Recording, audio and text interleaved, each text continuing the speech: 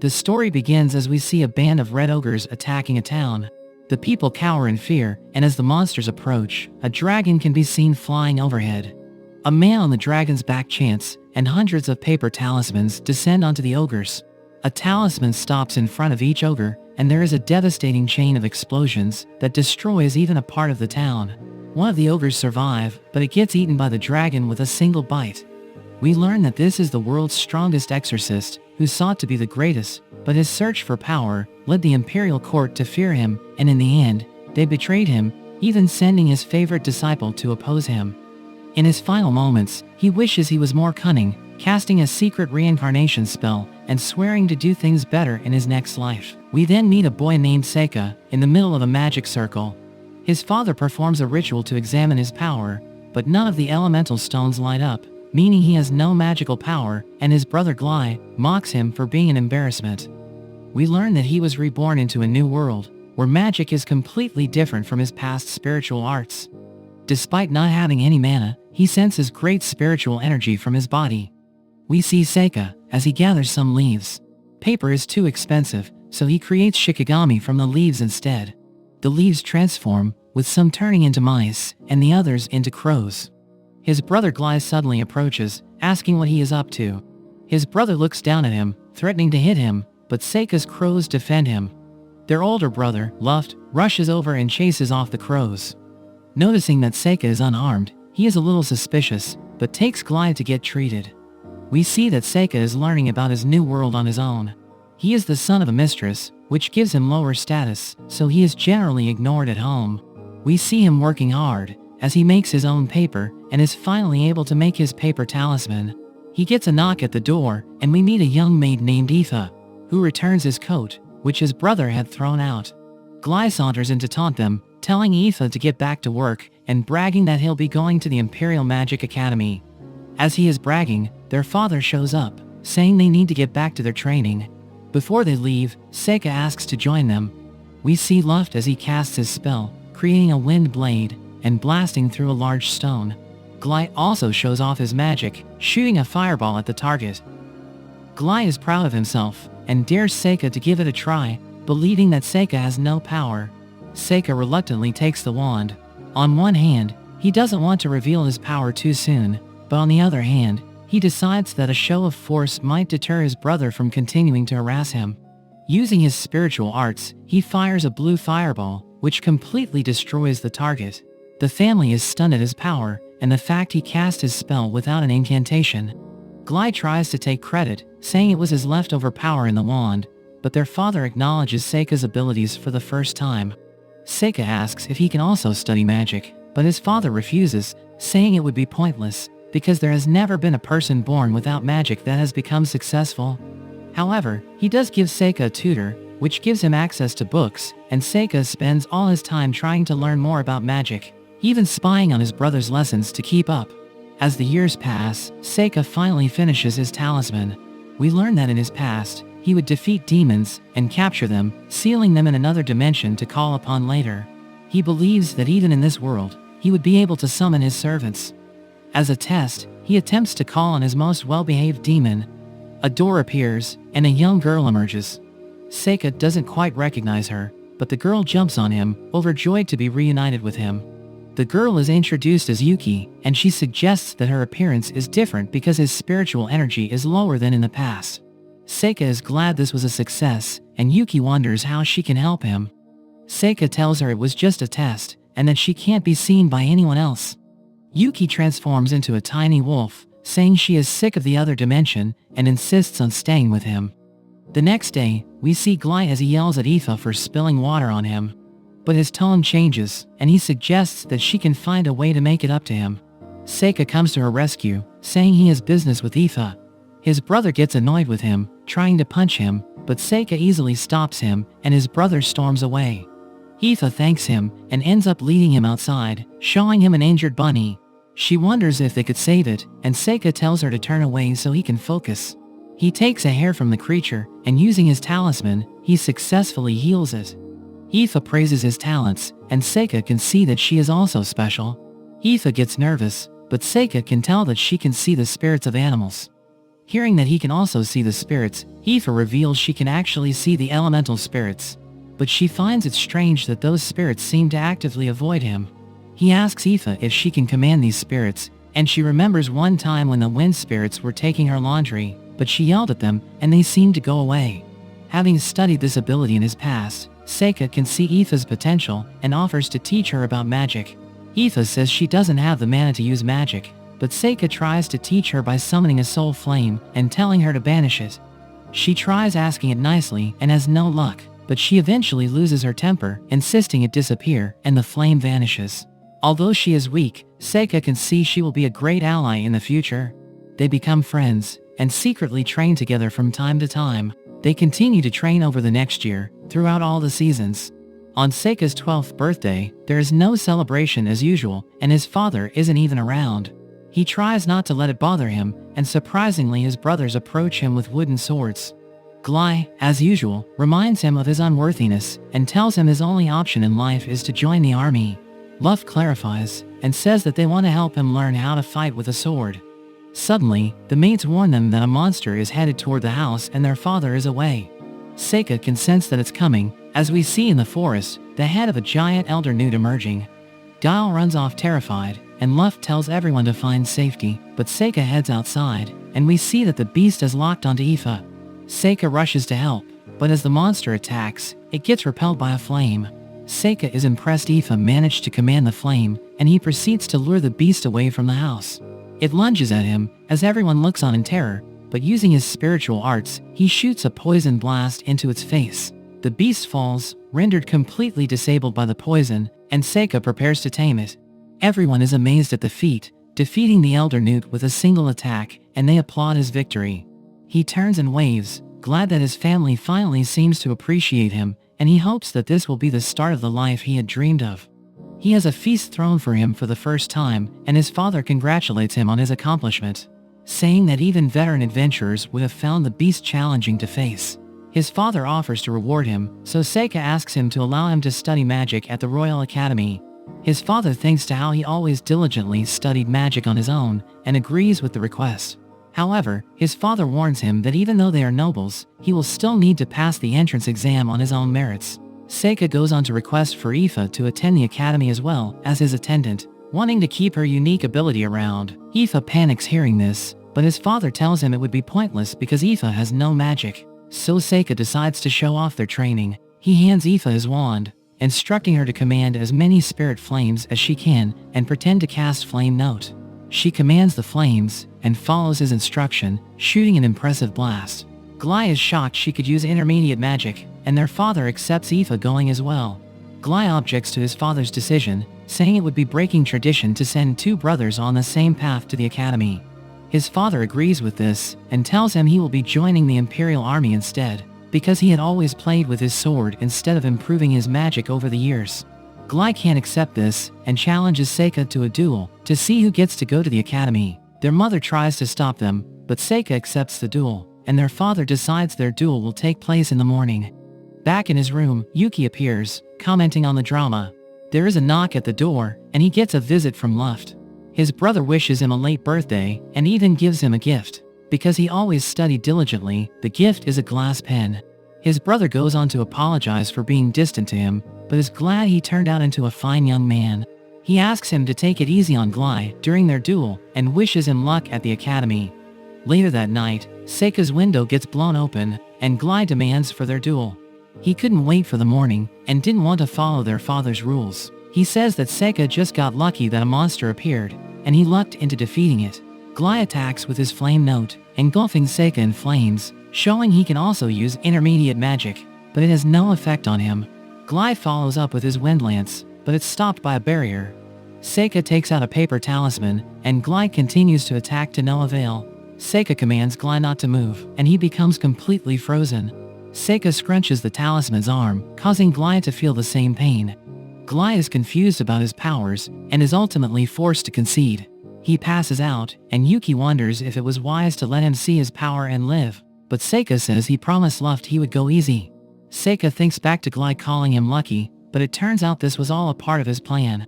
We see that 6 months earlier, Seika summoned a gigantic cyclops named Muto. Despite its appearance, it is glad to be able to serve him once again, and Yuki boasts that she was the first one that was summoned. Having researched the monsters in the area, Seika tasked the Cyclops to drive the Elder Newt out of the mountain. As he goes to pick up his brother, Yuki wonders why he doesn't show off his true powers, calling the people of this world weak. But he reminds her that it was the schemes of the weak that ended up getting him killed in his previous life, so he will not make the same mistake again. Sometime after, Seika and Aoife prepare to leave for the academy.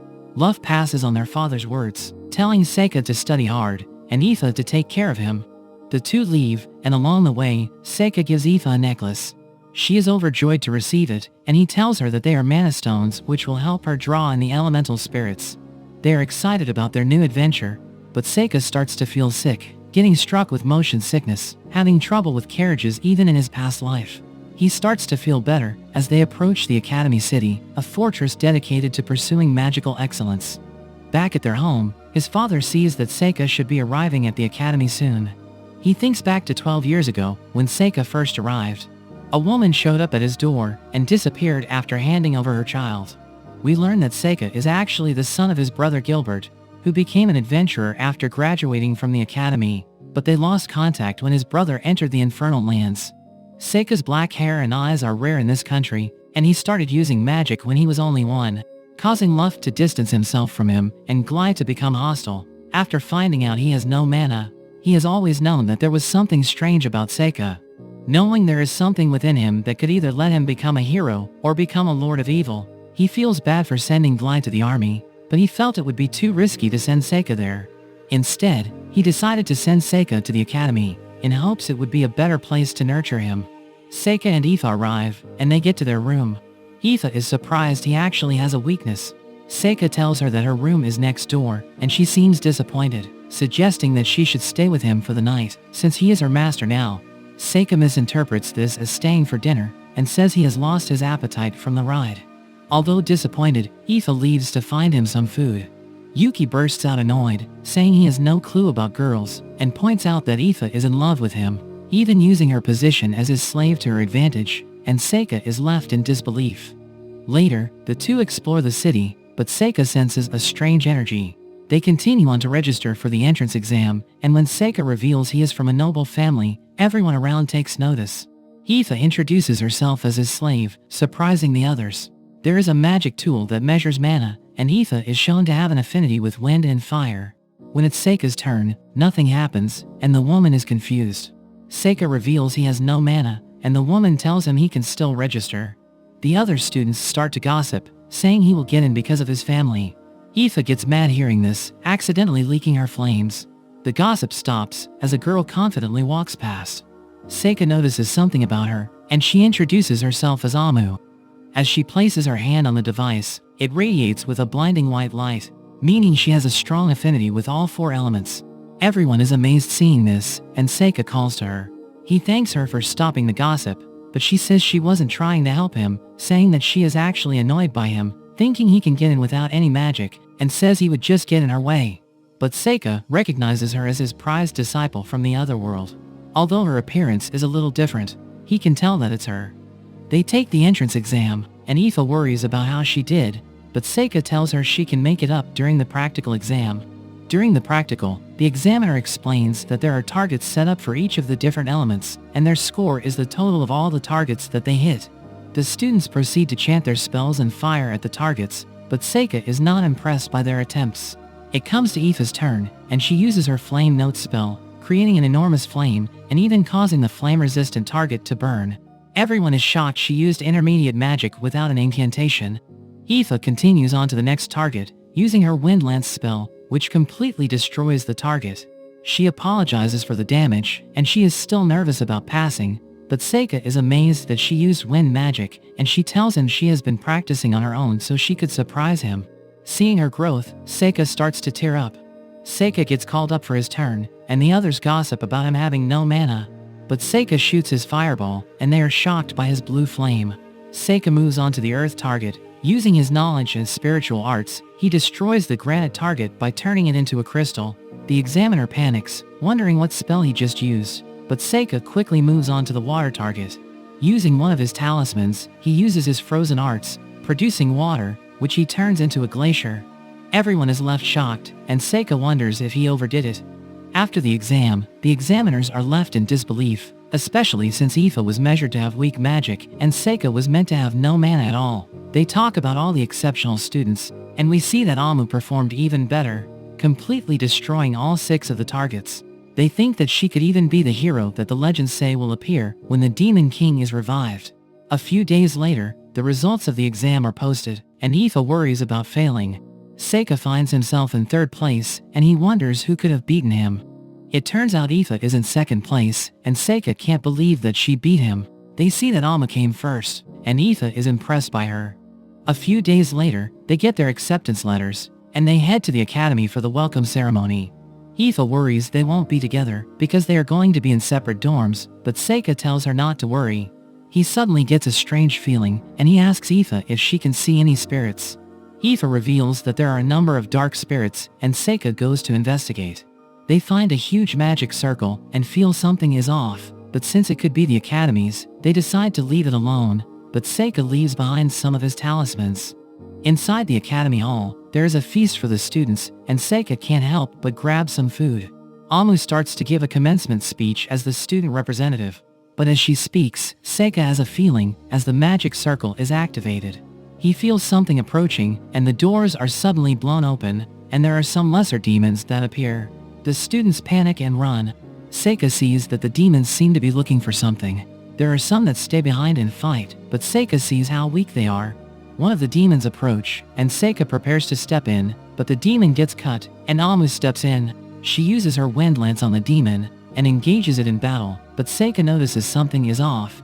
He looks around the grounds using his talismans, and finds the caster by the circle. He warns Aoife to stay safe, and disappears, leaving only a talisman.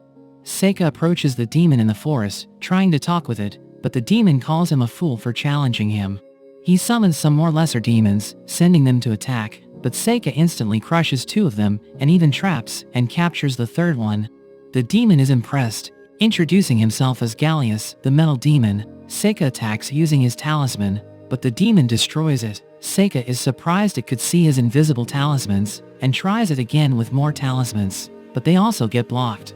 The demon shoots out a blade, which Seika easily dodges, but it suddenly reappears, and he realizes the demon can teleport the blades. The demon can also shoot fire, and as Seika jumps to dodge, the demon appears behind him, cutting him, and he ends up losing one of his arms. Remembering that the demons were searching for something, Seika asks what he is after, and the demon reveals that he is looking for the hero.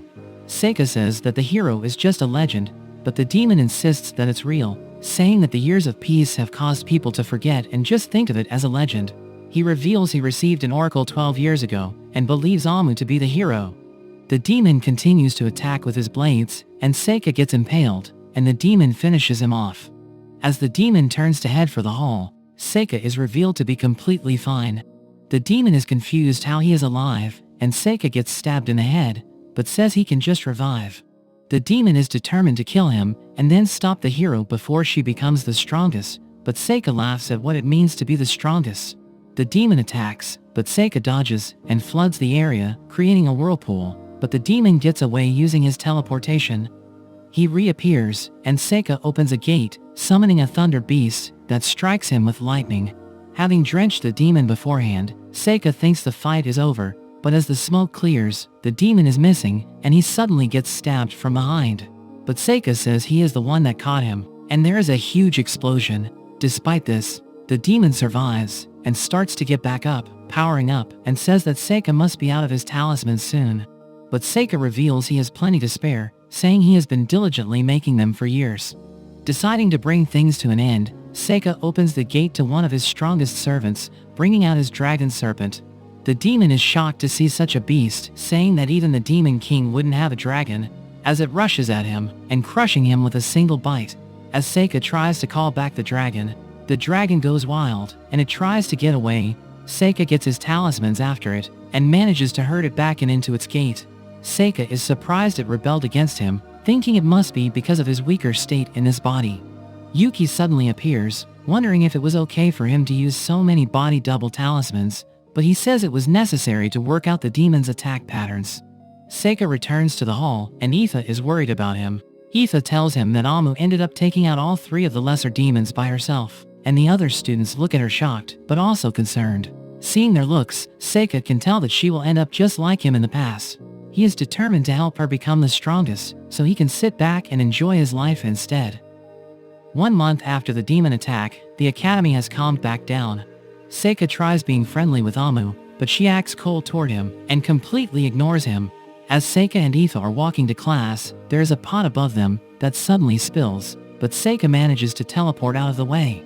Professor Cordell apologizes for spilling the pot, explaining that it is a special mixture of monster blood and minerals that he is using for his research. He was trying to move it with his magic, but ended up spilling it. He apologizes once again, and heads on his way. Seika and Aoife get to their next class. Their professor tells them that the founding anniversary is coming up, so she needs the top 2 students, Amu and Aoife, to help out with a ritual.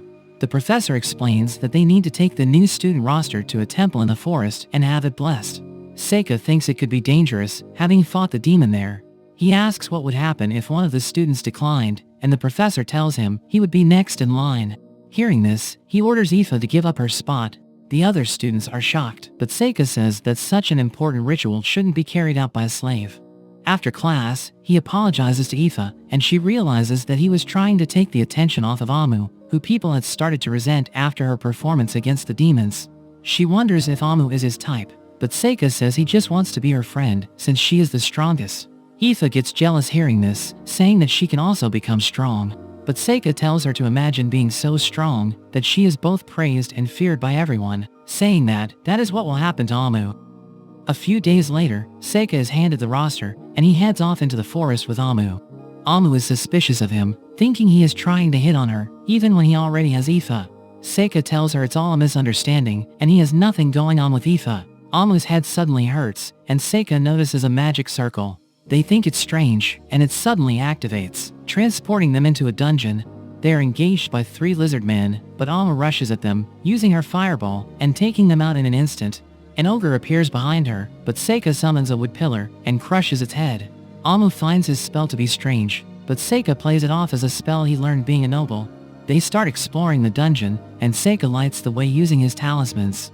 He leaves a trail, sticking talismans to the ceiling, and Yuki wonders what he is doing. He explains that he is leaving a trail so that his Shikigami on the surface can hopefully find him and help them get out of the dungeon. Yuki suddenly notices more monsters approaching. Amu charges at them once again, but as she fights, her head hurts, and she gets knocked out. Seika rushes to help her, using his wooden stakes to impale all the monsters, but there are just too many. Seeing that Amu is passed out, he summons a giant centipede, which is able to take out the rest of the monsters. When Amu wakes up, she is surprised all the monsters are dead. Her head hurts again, but feels better when Seika puts up a barrier. He tells her his barrier can block curses, and he wonders when she started getting the headaches. She says that it was ever since she enrolled at the academy, but doesn't think it's a curse because she hasn't noticed any marks. Seika says there are some places she can't see, which concerns her, but she ends up stripping down so he can check her body. They don't find any marks, but Seika says it could be hidden in other ways.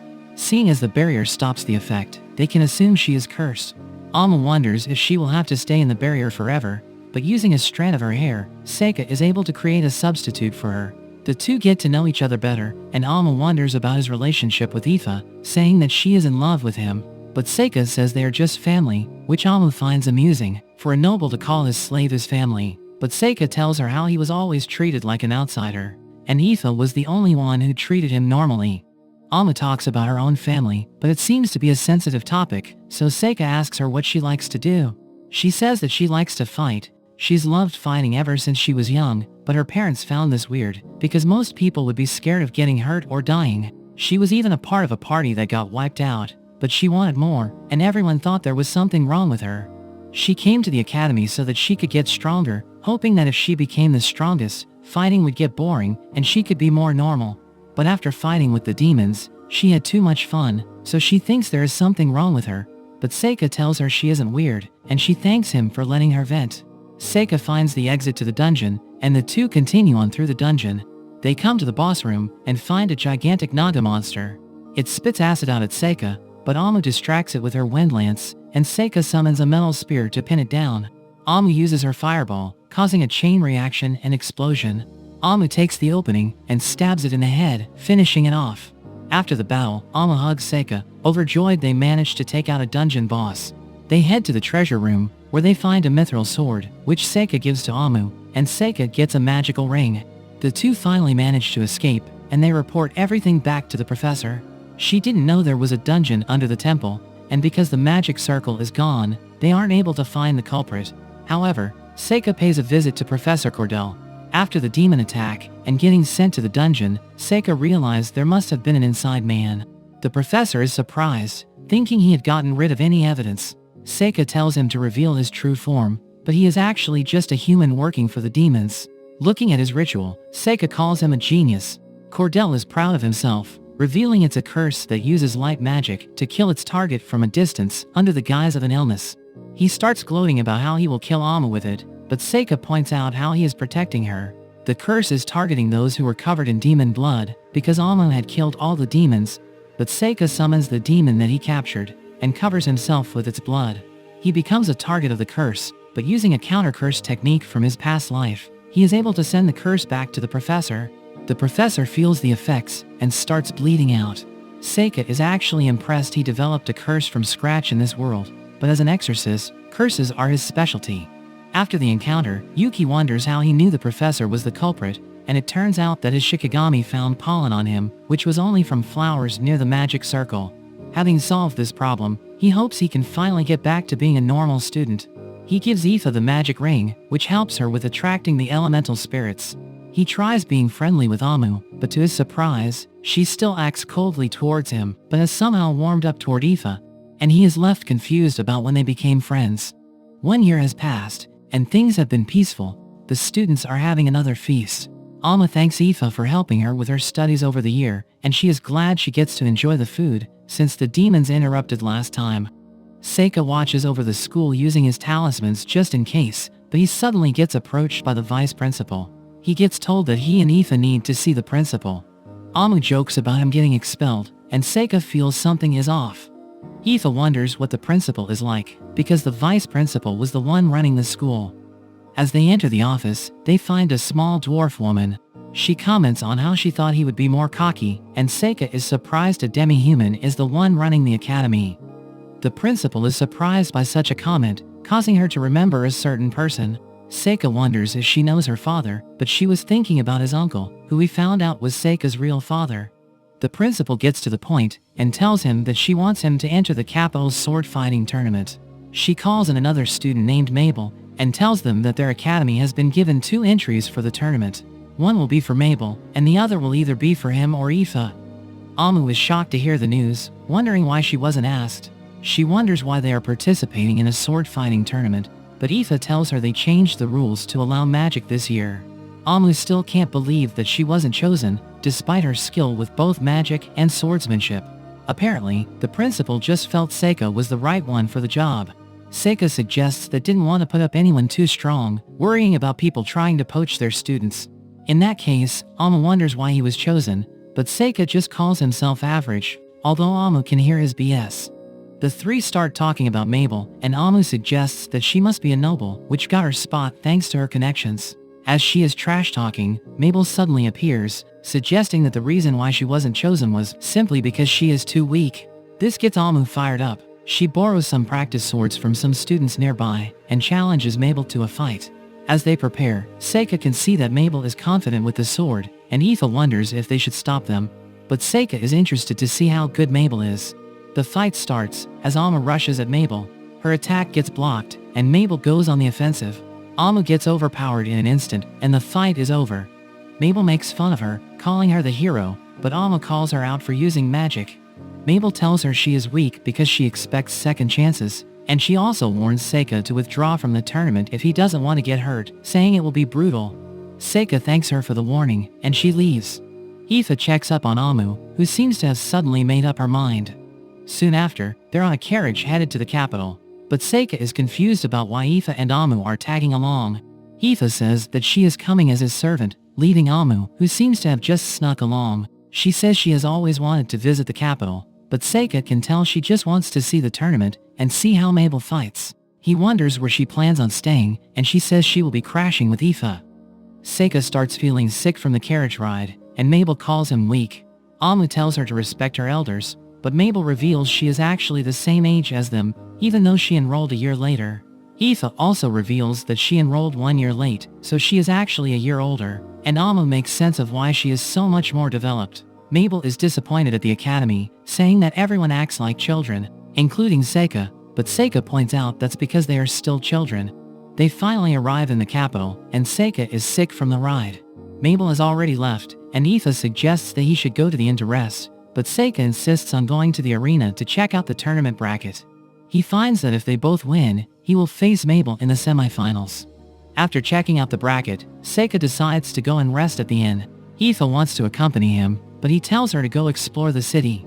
Amu suggests that he needs his special alone time, but he tells her not to be weird. After they leave, Seika prepares to find out why the principal insisted on choosing him for the tournament. The day of the tournament arrives, and the announcer talks about how the rules were changed to allow magic, and around half the participants are mages. The participants have a special amulet that absorbs damage for the fighters, but if it breaks, the match is over. Seika sees this as a way the tournament is trying to prevent casualties. Seika is introduced in the first match, and his opponent is an ex-noble mercenary nicknamed the Godspeed Bulldog. He is a pure swordsman, known for his impressive speed. He was expelled from his family for his bad behavior, so he considers himself lucky to have Seika as his opponent, since he has a grudge against nobles. The crowd gets excited to see how a fight between a mage and a swordsman will go, but the man looks down on mages, saying their spell take too long to cast. Seika mentions how he is still feeling unwell. The man thinks he is trying to make excuses, but Seika just means he plans to end things quickly. This angers the man, and the fight begins. And he instantly stabs Seika, but using his talisman, Seika gets behind him. He uses another spell, and instantly blows the man out of the ring. The fight is over, and Seika is declared the winner. The girls cheer for him, and the crowd is left wondering how things ended in a blink of an eye, while Seika thinks he might need to hold back a bit more in the future. When he is alone, Yuki appears, wondering how far he intends to go in the tournament, and warning against standing out too much. She also worries that he is using up a lot of his talismans, but he says it's a necessity, as he keeps watch over the two girls. As he joins the other two in the stands, the next round begins. We meet Burin, the prime disciple of a sage that is famous with using water magic, and his opponent Kyle, a guard for the Legrock merchants. Looking at his appearance, the crowd wonders how he will fight. When the match begins, as Burin prepares himself, he suddenly notices Kyle's glare. Seika realizes something is off and tries to get a better view. Kyle slowly approaches, as Burin stands completely frozen. Seika sees the fear in Burin's face, and Kyle just walks up and stabs him. Blood goes everywhere, and the crowd is shocked and confused. But despite the casualty, they all cheer for the spectacle, except for the trio. Seika gets a closer look at Kyle, and sees that he wields an evil eye, which gives him the ability to hex people with a single glance. Seika comes out for his second round, and his opponent is an enormous golem. It's enchanted with magical defenses, and its master gloats that it was specifically designed to fight against mages. She tells Seika he has no chance, and should just concede. But as the fight begins, Seika quickly summons one of his demons, which slashes right through the golem and disappears. For the spectators, it looked like Seika just used wind magic, and the woman is confused at what happened. Seika returns the favor, telling her she should concede, and he is declared the winner. After the match, Seika says it was a close one, but this is confusing to Yuki. Seika explains that summoners are banned, so if they noticed he summoned a demon, he would have been disqualified. As Seika returns to the stands, Aoife is worried for him. After seeing Kyle kill his opponent, she thinks Seika should just withdraw from the tournament. Seika assures her that he will be fine, and Amu comments on how quickly his fight ended, saying it's no fun to watch his fights. She wonders if he will join the Imperial Guard if he wins the tournament, but Seika says he intends to turn it down. Amu is relieved to hear this, although she tries not to show it. Seika says he isn't guaranteed to win, but Amu can't imagine him losing, while Aoife is still worried. The next match of round 2 begins, and it's Mabel's turn to fight. Her opponent is Horo, a highly skilled earth mage. When the fight begins, Horo attacks using his rock blast, but Mabel slices right through it. Horo is surprised, and continuously fires his rock blast, but Mabel is able to stop them all. Horo backs away and starts chanting to use his advanced magic. He summons a wall to protect himself, but Mabel throws knives and destroys the wall. Haru creates multiple walls, but Mabel knocks them down using her daggers. Amu wonders how she is doing it, and Seika thinks she must be using gravity magic to make her weapons heavier than the stones. She keeps destroying the walls, and Haru tries to counterattack, but Mabel charges at him and destroys his staff. Haru admits his defeat, and Mabel is declared the winner. The announcer calls Mabel the unstoppable hero, and Seika wonders why she is being called the hero. Amu tells him that Mabel was the name of the second hero, and she even uses the same weapon, but Seika comes to a realization. That night, we see a man sending off a carrier pigeon, but it gets intercepted, and Seika appears. He accuses the man of working for the devils, but the man pretends not to know what he is talking about. As he walks past, he tries to attack Seika, but he gets restrained by Seika's vines. Seika reveals he saw him talking with an information dealer, using one of his shikigami. Seika asks him about the message he was sending, but the man refuses, saying he will never talk, even if he was tortured. Seika summons one of his demons, Satori, and as the man looks at it, Satori is able to read the man's mind. Seika asks him questions, and we find out he is working for the devils.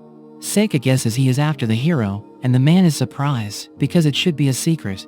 Seika asks for the name of the hero he is after, and it turns out to be Mabel. Seika wonders why he thinks she is the hero, and it's because she matches the description given by their spy.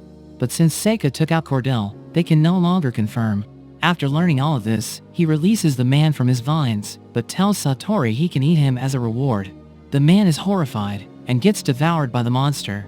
Satori remarks that it had to be done, saying it's too dangerous to let him go, but he was actually reading Seika's mind, and Seika threatens him for doing so. Satori gets scared, and Seika opens his gate to send him back. Yuki appears, and Seika apologizes for scaring her. He calls over his raven, and checks the message from the pigeon, but it turns out to be encrypted, and he wishes he kept the guy alive.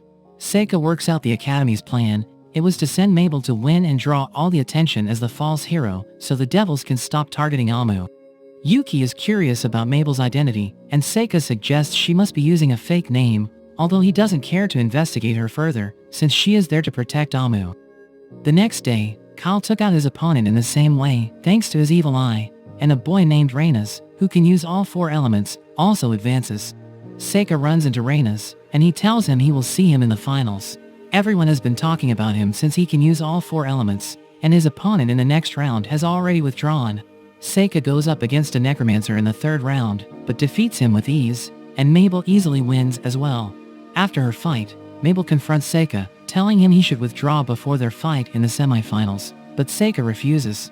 She acknowledges his strength, and warns him that she will have to go all out against him, but she doesn't want to end up killing him, but Seika still refuses to withdraw. There is a sudden announcement that Kyle's next opponent has withdrawn, so they decide to move up the semi-final match between Reynas and Kyle. As the fight begins, Reynas buffs himself with light magic to protect against the evil eye. Amu is surprised he can use light magic on top of the four elements. Reynas starts to gloat since he is immune to the evil eye, but Kyle slowly advances. Reynas shoots his fireball, but it seems to have no effect. He keeps attacking, using all his different elements, but Kyle is unfazed by the attacks, and continues to move forward.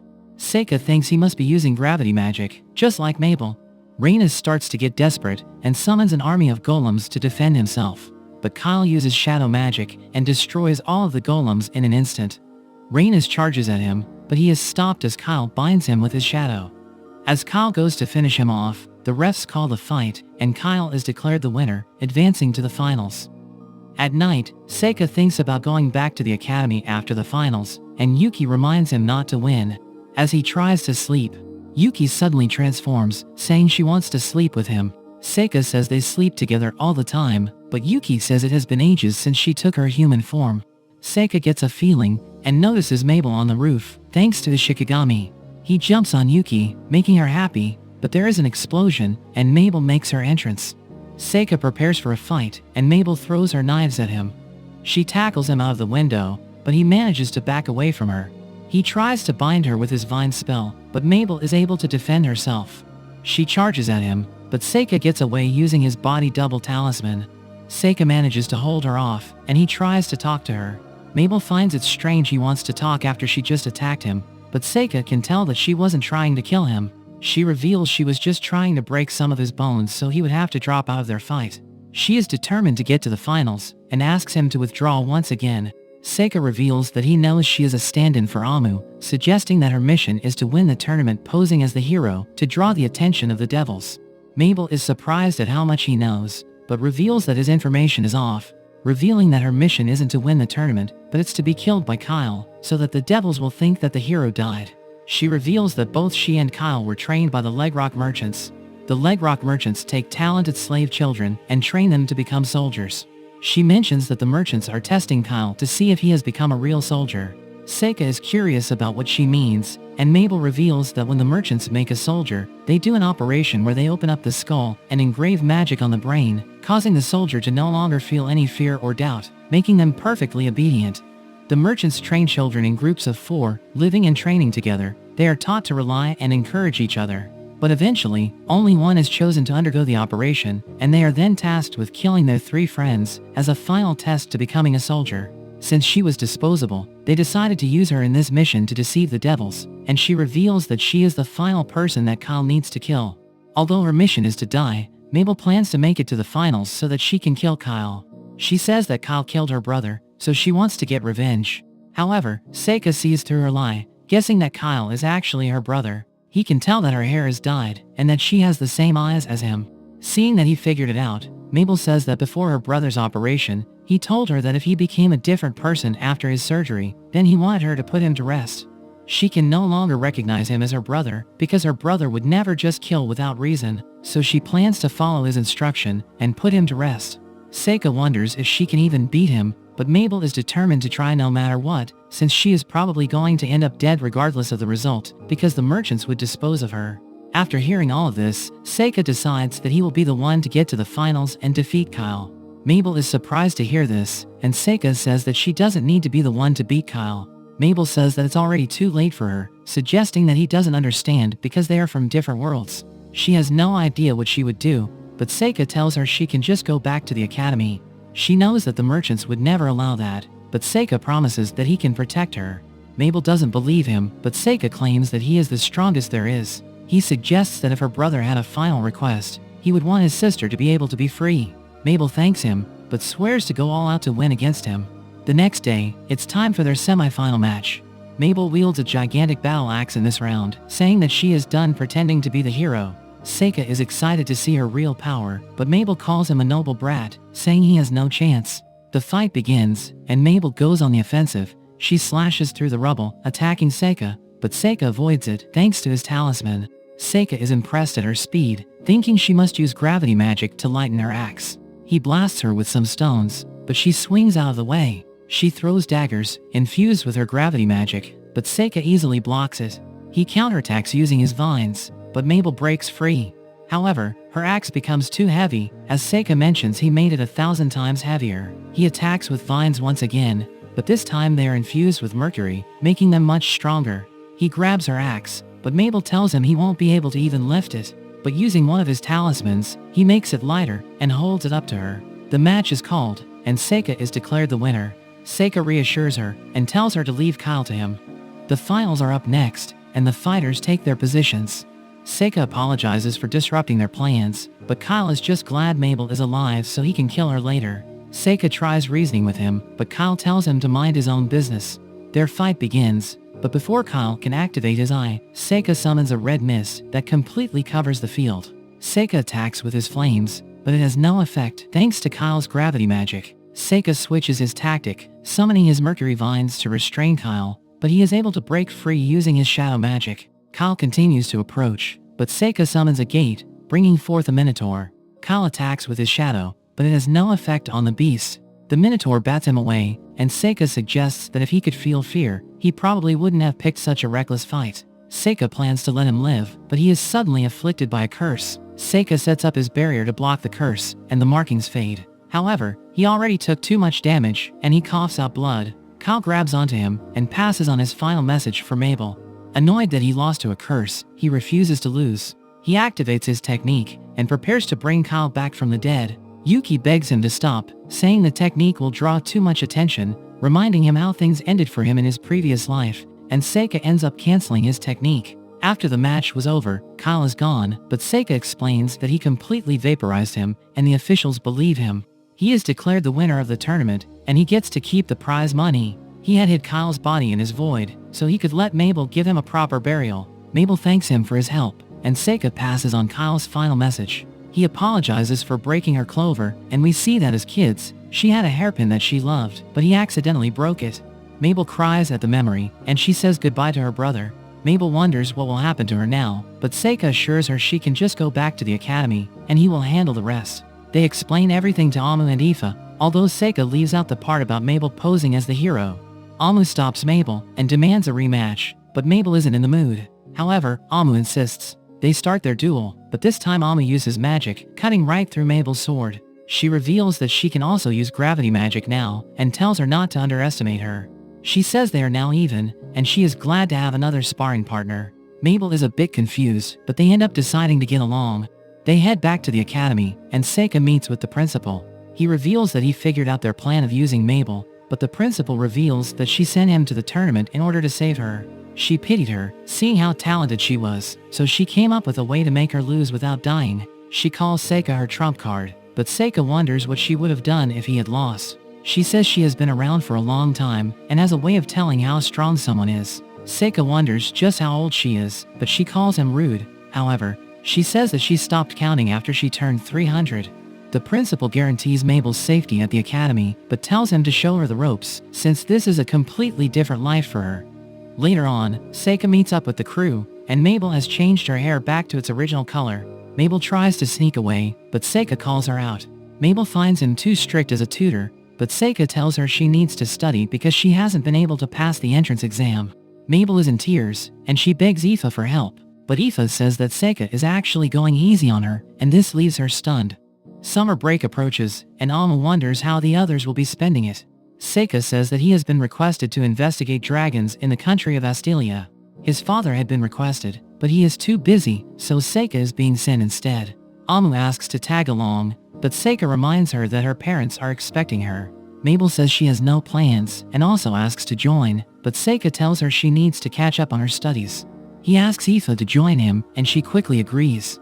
There are suddenly two people that enter the hall. They come up to Seika and introduce themselves as Cecilio, the first prince of Astilia, and his elven attendant Liz. Seika exchanges greetings, but Cecilio is soon drawn to Aoife. He immediately asks her to join his harem and become one of his wives. They are all shocked, and Aoife explains that she is Seika's servant. The prince asks to buy Aoife at a high price, and Seika is left stunned. Liz tells Cecilio he is making a scene, so they move to a private room to discuss. They start talking about the dragon investigation. According to the legends, the dragon was originally hatched from an egg by the royal family. Cecilio explains that the dragon is said to have lived alongside humans for over a century, but recently, it started to act strange, attacking fields and even livestock, so Cecilio tells Seika to look into what is going on. He then turns his attention to Aoife, but Liz reminds him to behave. After the meeting, Seika gets ambushed by Amu and Mabel, who want to know what is going on. They are worried about Aoife being handed over to the prince, but Seika thinks it could be a good opportunity for her if she is interested. They tell him that there is no way she would want that, and that he shouldn't even bring it up to her. But Seika is confused about this, not wanting to deny her this opportunity. 2 days later, he and Aoife join the prince's caravan to Astilia, and Seika struggles on the ride. They talk about how they will get to see a real dragon, and Aoife mentions how the prince asked her to ride with him. She thinks he was just joking about her joining his harem, but seems a little flattered by it. 9 days later, they reach the capital of Astilia. They find the surrounding quite beautiful, but Cecilio mentions that the dragon has caused the people to live in fear, and trade has become difficult. The dragon flies overhead, and Seika notes the size of it. The dragon suddenly dives down at them, swooping right past them. We hear a spell being chanted, and an impressive lava tiger is summoned. It lunges at the dragon, narrowly missing it, and the dragon flies away. The tiger turns its attention to Aoife and charges at her, but Seika manages to stop it just in time, although the tiger starts to melt the surroundings. Seika rushes over, and he prepares to destroy the tiger, but it is suddenly restrained, and we meet Zek the summoner. He reprimands the tiger for running wild, and returns it back to his book. The prince comes running, and warns Zek that he almost harmed his guests, but Zek says he was just trying to chase off the dragon, saying that it's been getting even closer lately, and has started attacking people. Seika wonders what's his deal, and the prince explains that Zekt is the head of some mercenaries that he hired. Zekt wonders how a kid like him can help with their problem, and Seika wonders why he hired mercenaries. The prince admits he is trying to hunt the dragon as a way to solve their problem. Seika tells him to reconsider, saying it would be impossible for the lava tiger to actually kill the dragon. Zekt says he doesn't know what he is talking about, claiming to have killed a number of dragons in the past. The two start to get heated, but the prince breaks them up. He sends Zekt away and reprimands Seika for provoking him. Seika apologizes, saying he lost his temper because Aoife was put in danger. He goes on to ask if hunting the dragon has been approved by the queen, since the dragon is the symbol of the country, but Cecilio claims that everything has been left up to his judgment, and he reminds Seika of his place. Seika turns to Aoife and asks why she didn't defend herself with magic, but Aoife says she was scared and froze up. He reprimands her, saying he will not always be around, so she needs to be able to defend herself. He wonders if it was a mistake to bring her, and she starts to tear up. The prince tries to calm him down, saying it's natural to become scared in front of such a creature. Seika says that this is a matter between the two of them, and tells her that if she is not able to fight, then she must at least run or ask for help. As they return to their carriage, Seika feels bad for reprimanding her, but remembers back to a time when one of his friends froze up and ended up eaten by a dragon, so he doesn't want that to happen to Aoife. The next day, they head to the library to find out more on the dragons. Seika finds that something similar happened in the past. A few hundred years ago, the queen hatched the dragon from an egg, and it lived alongside the people. Eventually another dragon arrived in Astelia, and they started living together in the mountains. But after 50 years, the dragons became more hostile, and it was because they had a baby. Aoife wonders what happened to the babies, and they were said to have left the nest after they became adults. After another 50 years, the female dragon died of old age, and this was all 100 years ago. Aoife thinks the situation is different, since it should just be one male dragon, so it can't be about protecting their young. Seika decides it would be best to just go up the mountain to see for himself. Aoife thinks it's too risky, but Seika is confident he can get away if he needs. Later that night, Aoife comes to his room. She tells him that the prince was asking for her, and she doesn't know what to do. Seika tells her she doesn't have to go, and invites her to stay in his room for the night. He offers the bed to her, but she says it's plenty for the both of them. They get to bed, and Seika wonders what she thinks about the prince. He wonders if she has considered his offer, saying she doesn't need to worry about him. Aoife thinks he is trying to get rid of her, apologizing for the previous day once again. Seika says that's not what he meant, and Aoife wonders why he is bringing this up. He says it could be a good opportunity for her, and Aoife wonders how he would feel if she left him. He says he would feel lonely, but he would be able to accept it. Aoife says she will consider it, although we see her in tears. In the morning, Aoife is already gone, and Yuki suddenly appears. She feels bad for Aoife, reminding him of how Aoife is in love with him. Seika thinks they are just childhood friends, but Yuki can tell she has always loved him. Seika confronts the prince about his advancements toward Aoife. He wonders why the prince is so drawn to her, and the prince says that he finds both her looks and her intelligence to be attractive. He asks to buy Aoife once again, but Seika refuses. However, he says if Aoife is willing, he will not stand in their way. Seika goes on to tell the prince he is headed up the mountain to see the dragon. The prince knows that will take a few days, so he thinks it could be the perfect time to make a move. Seika says goodbye to Aoife, and he heads up to the mountain. As Aoife returns to her room, she is approached by Liz. Liz tells her about the land, and how it is abundant with mana. She reveals that she can see the spirits around Aoife, and suggests that Aoife must be the descendant of the elves. She tries to convince Aoife to join the harem, but she can only think about Seika. Liz wonders if she is content with being a slave, and knows that Aoife must be aware that Seika is a monster. Aoife is confused at what she means, and Liz mentions how the spirits around Seika seem to actively avoid him, much like how they would avoid demons. Aoife believes Seika is human, since they grew up together, but Liz points out that she doesn't know his mother, who could have been a demon. Aoife insists on believing in Seika, and Liz decides to show her around the harem. As Liz shows her around, the harem is not what you would expect. It's actually more like a school, training young women up to be the future leaders and officials of the kingdom. Liz mentions that the prince's mother is the current monarch, and she is beloved by all the people. The prince is worried about living up to her, so he is trying to prove himself, rushing to resolve their dragon problems, and finding himself a bride. Liz says that she has known him since he was born, and vouches that he is a good person, so she hopes that Aoife will stay by his side.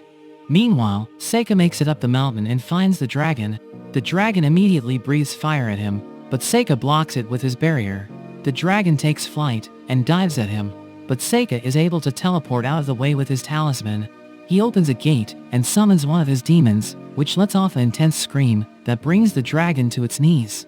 Seika proceeds to create a fireproof net and binds the dragon. Yuki wonders why he didn't start with the net, but Seika says he didn't want to hurt the dragon by binding it mid-flight.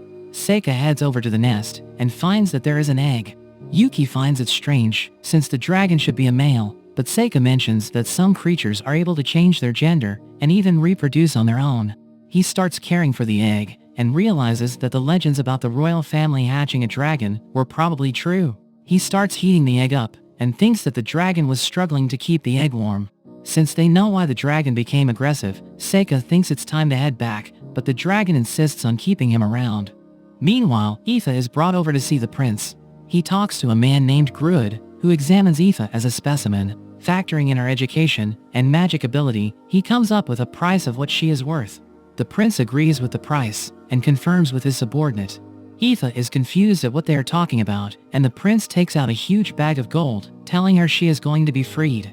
Aoife mentions that they would need Seika's permission, but the prince insists he is paying so much that Seika would not be able to refuse. He even suggests that he would abolish slavery to force Seika to sell her to him.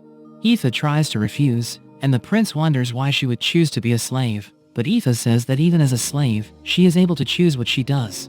The prince's subordinate comes back with the paperwork, saying they need Aoife's fingerprint. The prince becomes hesitant, but the man tells him that Aoife will eventually realize that this was for her own good. The prince has his guards restrain Aoife, and she prepares to defend herself, but Liz creates a barrier that blocks her magic.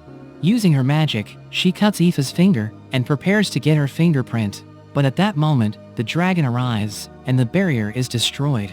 Seika appears and apologizes for arriving in such a manner. He explains the situation with the dragon and says that he needs a fire user to help warm the egg. He sees Aoife and calls out for her help. Liz warns her not to go, but Aoife admits that she loves him, and the two fly away. When they reach the nest, they are suddenly attacked by the lava tiger. Seika stops it with his magic and calls out for Zekt to come out of hiding.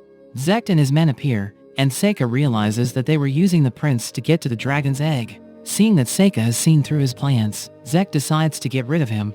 He commands his tiger to attack, but it gets blown up by a geyser of water. Seika is surprised, and Aoife refuses to be scared like last time.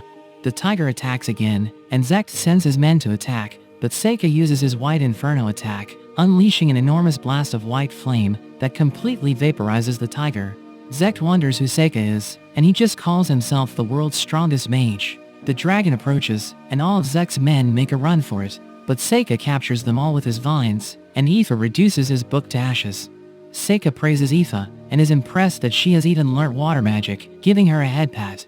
Seika reports to the prince, revealing that Zekt was deceiving him, and the prince has them all locked up. Seika continues to report about the reason that caused the dragon to become aggressive, and suggests that if the prince helps to hatch the egg, the dragon will once again see the people as its family, and protect the lands. But the prince is not happy with the solution, thinking that it will be seen as indecisive, and will fail to satisfy the imperial court. He asks Seika to slay the dragon, suggesting that since he is allowed in the nest, he could poison the dragon. Seika can't believe what he is asking, and the prince says that he must do it to prove himself worthy to be the next king. Seika refuses, and the prince calls for his guards, saying that Seika is suspected of magically influencing the dragon. The prince goes on to tell Aoife that she is now free, and that Seika is dangerous, but Seika gets in the way, and starts to lose his temper, reprimanding the prince, and calling him a child, saying that he will never hand over Aoife to him. Seika worries that he might have gone too far, but Liz starts laughing, and tells the guards to stand down. She asks what Aoife thinks about everything, and Aoife once again refuses the prince's offer, saying she just wants to go back to the academy with Seika. Liz tells the prince that he should give up, and she offers her apologies to Seika, who also apologizes for losing his temper. She has a private chat with Aoife, and can see she is insistent on being with Seika. She takes her hand, and gives her some light spirits, which are quite rare, and can be used for healing. Aoife reminds her of an elven princess from the fairy tales, and she wishes her the best of luck. As they head back to the academy, Seika wonders what kind of guy she is into, and she describes him, saying someone that is smart, strong, kind, and a bit of a loner. Seika thinks she is too picky, thinking she may not be able to find such a guy, but Aoife thinks it won't be too hard. Elsewhere, we see a group of devils fighting against a bunch of monsters. The devils have impressive abilities and easily destroy the monsters. The devils surround a man who is shocked they defeated his monster traps so easily. The boss asks the man to show the way, but the man doesn't trust him. Suddenly, the man's trump card appears, and using his eyes, the boss can see it's an Elder Cyclops. The boss decides to handle it himself. When the Cyclops attacks him, he easily destroys the weapon. He charges at the Cyclops, who fires a laser from its eye, but the boss blocks it and takes the Cyclops out. The other demons are impressed. They end up finishing off the man, and it seems they are on a mission to find and kill the hero. Back at the academy, Seika tells Amu he wants her to meet his family. She is shocked, and Aoife accepts that he wants to be with Amu, but Seika clears things up, saying he is going back home during their break, and his father wanted to meet the mage that can use every element. Amu agrees, and Seika invites Mabel to come along as well. When he's alone with Yuki, we learn that he isn't keen on going home, but it seems there is someone else that wants to meet them. When they arrive, they are greeted by his older brother Luft. Seika introduces his friends, and Aoife's father Adis is glad to see his daughter. They are suddenly interrupted when Glai appears. Seika worries he is still angry taking his spot at the academy. The Glai almost thanks him and is glad that he joined the army instead. He still remembers being humiliated, so he demands to duel with Seika. Amu steps in to take him on, and Seika says he will duel him if he wins. Their fight begins, and Amu goes on the offensive. Glai slips, and Amu goes for the killing blow, but Glai chants a spell, which surprises her, and he disarms her in that instant. Amu complains he cheated with magic, but Glai says he didn't actually cast a spell. Glai demands to fight with Seika, but before they can, Princess Fiona suddenly appears. Glai is her knight, and she tells him he would lose the fight against Seika, so he calls off their fight. Seika is surprised to see him listening to someone, and Glai introduces Fiona as the Holy Princess, which is a shock to everyone. As they head inside, Yuki wonders what a Holy Princess is, and we learn that it's not an official title, but she was born from the Emperor and a priestess, so she has the blood of both. Amu wonders why the Holy Princess is here, but she tells them that she wanted to meet her. Seeing that she looks just like the hero from the legends, Fiona remembers a vision that her mother had. She tells them she is staying for a few days, and asks them to accompany her when she goes back to the capital. After she leaves, Amu gets sussed out at how Seika knew she would be here. We see Seika's father in his study, and he tells Adis to speak freely, asking if he is mad that he sent Aoife to the academy, but Adis is more upset that she is serving Seika, because he finds him creepy, but Seika's father says he has been doing well at the academy. They all have dinner together, and the princess strangely talks about being reincarnated, but Seika changes the topic. His father compliments him on his dragon investigation, and his mother tells him to write to them more often. Seika is surprised to hear this, because he has always been ignored by her his whole life. Back in his room, Amu comes to visit. She just wants to hang out, and she asks if he plans on continuing with further studies after he graduates, saying she is probably going to go back to being an adventurer. But Seika remembers the time they were stuck in the dungeon together, and he promised he would go adventuring with her, so he plans on becoming an adventurer as well. Amu is surprised he is taking his promise so seriously, but is glad they can stick together. The next day, Seika shows the princess around the town. Glai reminds him they left the other knights behind, so they need to keep the princess safe. The princess holds onto Seika's hand so she doesn't get lost, and they explore the market. They try out some of the food, but they start to stand out. As they pass by a construction site, there are logs that suddenly fall, but Glai uses his wind magic to destroy it, and Amu creates a golem to shield them. Seika thanks them for their help, but the princess gets mad at him for not doing anything. Seika ends up getting her a gift, and helps her put it on. The princess isn't sure how she looks, but Seika uses magic to create a mirror for her. Glai thinks his magic is weird, but the princess is happy with the gift. Later that day, Seika finds Glai training hard, and he can see why the princess chose him to be her knight. But Glai says he wasn't chosen for his skills, but for a different reason, revealing that the princess has the ability to see the future. Seika wonders if it's true, but Glai says her mother was an oracle, who saw the prophecy of the hero and the demon king. Seika wonders why he is telling him all of this, but Glai warns him not to get in her way. The next day, the princess looks around for Seika, but using his talismans, he is able to avoid her. Yuki wonders how her ability to see the future works, saying it sounds like his divination skill, but Seika explains divination is limited, using information and tools to gain some insight, but her ability is completely different. As Amu walks by, Seika surprises her from the bush. She just lost to Glai again, and Seika finds this strange, since she should be stronger than him. She mentions that the princess looks lonely playing chess by herself, so Seika joins her. It seems there is no one willing to challenge her, so she asks if he knows how to play. Seika says he is just a beginner, so the princess gives him a handicap, leaving only her pawns. Seika thinks it will be one-sided, but the princess offers him a wager, saying that the winner can request the loser to do anything. Seika is hesitant, so she tells him if the request is too much, he can refuse. Seika agrees, and they start playing.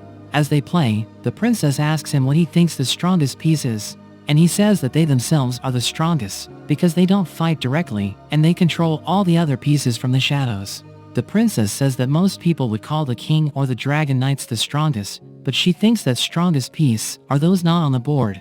Besides the king and soldiers, there are the masses of people living in the country. She never had the king or knights on her side, so she gained the support of the masses instead, and is confident she will win. Seika wonders if that is what she saw with her future sight, and she is surprised he knows about it.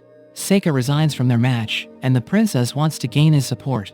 So he asks her about her true intentions. She says she wants to save people, describing a large hole that children are playing next to. They don't notice it, so they will eventually fall in, so she wants to save them, but she can't give any specific details, worrying that it could change the future. Hearing this, Seika agrees to help her how he can. It's time to head back to the capital, and Luth sees them off. Mabel wishes she could stay longer, because she just got to relax, but Seika reminds her she needs to get back to her studies. They head off, and Seika rides with Glai and the princess, because it's the most stable carriage. Glai is surprised Seika has such a weakness, and Seika watches over their caravan. There is suddenly an explosion, but only a decoy carriage was destroyed. Seika goes outside, and sees that they are being attacked by bandits. The bandit leader orders his men to search the carriages, and to fire their bows at Seika. But Seika prepares for their attack, creating a magnetic cloud that blocks all the arrows. The bandits try attacking using magic, but Seika easily blocks it with his barrier. Glai and his men start fighting back, and the princess requests that the bandits be taken alive, so Seika uses his vines, which instantly restrains all the bandits. Seika meets up with the gang, and they wonder why the bandits tried to attack when they had an army, and what they are going to do with them. Seika gets called by the princess, who thanks him for his help. He asks if she knows who is after her, but she has too many enemies to know who it was. Seika wonders what she will be doing with the bandits, but she already predicted this, so she already prepared a bunch of spare carriages to take them back to the capital for interrogation. Seika thinks it could be dangerous if they got loose, but the princess says the bandits will behave because they are waiting for their reinforcements. Seika thinks that makes them even more dangerous, but she says their reinforcements won't be coming, so there is no need to worry. They get back to the capital, and they part ways. The princess thanks them for their company, and she reminds Seika that she will always be on his side. We see the other group of bandits, but it seems they came across the group of demons, and were completely destroyed. They continued towards the capital, determined to succeed in their mission of killing the hero. Seika gets asked by the principal to give a welcome speech to the new students, saying it's usually an honor to be chosen, although she knows he doesn't care about it. Seika accepts the request, and Yuki wonders if it's really okay, because it will make him stand out. But Seika says it's not a big deal, and he wonders if he has been playing things too safe after the way he died in his previous life. Although he doesn't regret becoming friends with the girls, he thinks it would be okay even if he stood out. Yuki wonders if he will be facing the coming threat, but Seika tells her it will be easy for him, and no one will even know it was him. We see the group of demons outside the city. The leader Zor notes that there are no Imperial guards or high-level adventurers to be worried about, although he senses something that makes him uneasy. He explains the plan to the others, saying they will split up and drive all the students toward the center building, at which point they will slaughter everyone and cause chaos until the hero appears. Zor assures them they will succeed, and all return together. The demons are confident they will win, and begin to teleport into the city.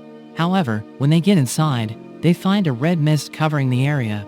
The demon Gannis notices some students approaching, and he launches an attack with his flames, but as he gets closer, he finds something strange. As the witch Presaria and Loni the beast tamer explore the area, they talk about how they've both gotten stronger since following Zor. They suddenly notice a student running by, and Loni sends his wolves after him. They chase him into the mist, but after a while, Loni thinks something is wrong, and he calls his wolves back, and they end up bringing him something strange. As the Ogre King Mudarev explores, he wonders why he doesn't see any people. He suddenly gets attacked, and Mabel appears before him. She thinks he is working for the Merchants Association, but he has no idea what she is talking about. They start to fight, exchanging blows, and Mudariv is impressed with how Mabel can wield her axe so easily, considering her a worthy opponent. He blows her away, but Mabel throws her daggers which Mudariv blocks with his arm. However, Mabel activates her magic, which binds him with darkness, but Mudariv easily breaks free because he has resistance to all magic. He charges at her, slamming down his club, but finds that she has strangely disappeared. Zor finds himself in a strange location, and Gannis arrives, pointing out that this was not their designated meeting point, but it seems they were strangely guided there, and their other members also arrive. They discuss their strange encounters they had, showing the talismans that they each found. Zor thinks there is something wrong, so he orders for their retreat. However, Seika suddenly appears, revealing that every person they saw was just one of his Shikigami, although he tells Mudariv that Mabel was real. Mudariv can see that Seika is strong, so he becomes excited to fight with him, but he instantly loses his head, as Seika cuts one of his talismans, saying that his resistance to curses was just too low. Zor becomes terrified, but Presaria charges at Seika, activating her third eye, trying to turn him to stone, but it doesn't work on him, and Seika summons one of his monsters, bringing out a gigantic snake. It has an inner third eye that causes her heart to stop, and she drops to the ground. Loni's snake bursts out of the ground, but it's no match against Seika's. Loni tries to use his taming ability to befriend the snake. He calls out to it, but Zor tells him to run, but it's too late and the snake eats him. Seika finds it amusing he tried to tame it, but says it didn't work because it has a deep hatred for humans. Zor is in disbelief, regretting that they ever challenged Seika. Using his special eyes, he can see all of his abilities, and that Seika is the true Demon King. He tells Gannis to escape with his teleportation while he holds Seika off. But Seika mentions how he is protecting Amu, and Zor is devastated to learn that the Demon King has joined the side of the humans. Zor tells Gannis to spread the word to their allies, and he tries to stall for time. He charges up his attack, but Seika uses his magic and completely overwhelms him. When the dust clears, it seems Gannis managed to get away. Outside the city, Gannis stumbles away, and he can't believe Seika is the Demon King. He gets startled by a rabbit in a bush, but suddenly he gets stabbed in the chest, and he wonders how he got attacked. But we see it was another one of Seika's curses, and even Yuki is a little scared of his power. Mabel comes rushing over, asking about Mudariv, as she worries he could be attacking someone else, but Seika tells her not to worry, saying he has already handled it, and tells her to keep it a secret. Sometime later, the students are having another feast, and Seika wonders what he should say during his speech. He asks Amu how she felt when she had to give the speech, but she reminds him that her speech was interrupted by demons, but she would have talked about getting stronger together and becoming comrades with everyone. Seika gets ready for his speech, but there are suddenly knights that interrupt, looking for Amu. She identifies herself, and the knights tell her she is being charged with crimes against the Empire, saying that she slayed a demon emissary, but Amu is confused at what he is talking about, and the knights arrest her. Mabel prepares to fight back, but Seika tells her to stand down, saying that Amu is innocent, so they have nothing to worry about, and Amu is taken away. Seika meets with the principal, and they know that the Empire is trying to frame Amu. Seika finds it strange that the Empire is trying to get rid of the hero, and the principal says she is doing everything she can to help Amu, warning Seika not to do anything too rash, but Seika seems to have other plans, doubting her ability to save Amu. As Seika leaves the office, he tells Aoife and Mabel not to worry, because the principal is working to save her, and they should trust her. However, at night, Seika summons his dragon, who is still disobedient toward his new body. He forces it to recognize him, and Yuki appears, warning him not to go, and suggesting that he should give up on saving Amu. She thinks that if he uses his full power to solve the problem, the country may act against him, and he will end up dying just like he did in his previous life. But Seika doesn't care, saying he will destroy anyone in his way. Yuki notices he is enraged, thinking about his past, and she tells him to reconsider, but he tells her to know her place as his familiar, and he orders his dragon to head to the capital. Meanwhile, we see Alma locked up, thinking about her friends worrying for her, and hoping she will see Seika again, but she suddenly gets a visitor. Seika flies toward the capital, unleashing his talismans which transform, and help him look around to find Amu. He descends into the castle, and is not impressed with their security. However, he is noticed by a guard, who blows a whistle, and a number of archers take their position. They shoot at Seika, but he summons his magnetic cloud, which protects him from all the arrows. They keep shooting at him, so Seika drops 2 enormous boulders on them. As he continues forward, he comes across even more guards. They ask him what he wants, but he tells them to get out of the way, saying he will spare those who obey him. The guards shoot him with flaming arrows, and Seika is forced to dodge. He retaliates with his white inferno, which instantly devastates the guards. However, the guards keep shooting, and Seika summons one of his demons, which cuts up the guards in an instant. The guards all charge at him, but Seika burns them all with his flames. He eventually reaches Amu, destroying her cell, and telling her he is there to save her. Amu worries he will get in trouble for breaking her out, but Seika tells her life is at stake. Amu thinks they will clear her name and she will be fine, telling him to go home, but Seika reveals to her she is the hero, so things aren't so simple. Amu is confused, and Seika explains that every few hundred years, the hero and Devil King are reincarnated, and she is the current cycle's reincarnation of the hero, and the Empire is intentionally trying to get rid of her. Seika suddenly notices someone approaching, and it turns out to be Glai. Seika suggests that he still owes Glai a duel, but Princess Fiona suddenly appears saying she just wants to talk. Seika can tell she has men outside, but she knows they would be no match for him. Seika asks why she is trying to kill Amu when the devil should be her enemy. The princess explains that although the hero once saved the country against the devils, but in the current age, the Empire and the devils both have armies, and neither sides want a war. So the concept of the hero and Devil King are just relics of the past. Seika thinks if that is the case, there is still no need to kill Amu, but the princess explains that the hero's existence could be the ember that sparks a war, suggesting that even the demons were trying to take her out, not to gain an advantage, but to prevent the sparks of war. Seika wonders if he should just let Amu be sacrificed to preserve peace, but the princess swears she is trying to save Amu.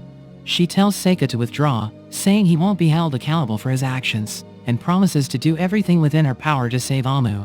But Seika realizes that she manipulated them since they first met, so he doesn't trust her. The princess reminds him of his promise to obey her order for losing at chess, but Seika refuses to trust her. With no other choice, the princess guides them out of the palace, where she has a carriage prepared for them, recommending they head to the free city of Lakana. As they prepare to leave, Amu thanks the princess for her cloak, because she had visited when Amu was locked up. As they say farewell, Seika feels bad for not keeping his promise, so he decides to make up for it. He summons a number of doors, which unleash a tremendous number of talismans, creating a field that brings back everyone that he killed. The princess is shocked, saying this ruins her plans, because she had prepared a cover story about a monster attack, and Seika apologizes, saying he had good intentions. Seika and Amu leave the capital, and Seika thinks that Mabel and Aoife must be worried about them. Amu feels bad about having to drop out of the academy when they were so close to graduating, but they look forward to becoming adventurers. We see the princess sending a letter, which explains the situation to Mabel and Aoife. Seika and Amu eventually reach the free city. They see a commotion, and are surprised to find that Mabel and Aoife are already there, and they are overjoyed to be reunited. But that's where this video ends.